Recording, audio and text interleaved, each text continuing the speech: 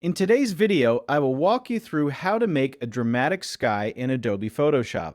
The first thing we need to do is create a solid color adjustment layer.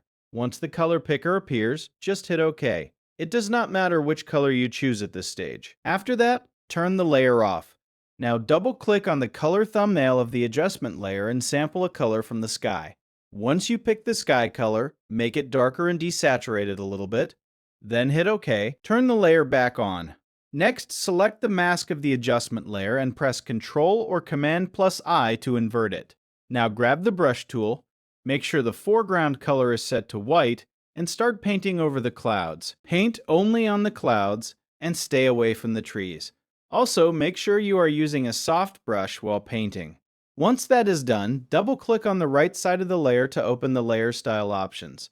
Now take the slider of the underlying layer and drag it from right to left. You will notice that the effect looks very harsh at first.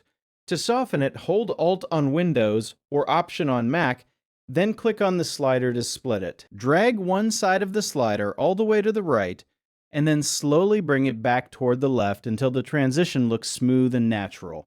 Once you are happy with the result, hit OK. You can now compare the before and after and see how much more dramatic the sky looks. If you want to change the color of the sky effect, simply double-click on the color thumbnail again and choose any color you like. After selecting the new color, hit OK. And that's how you make the skies look amazingly dramatic in Photoshop.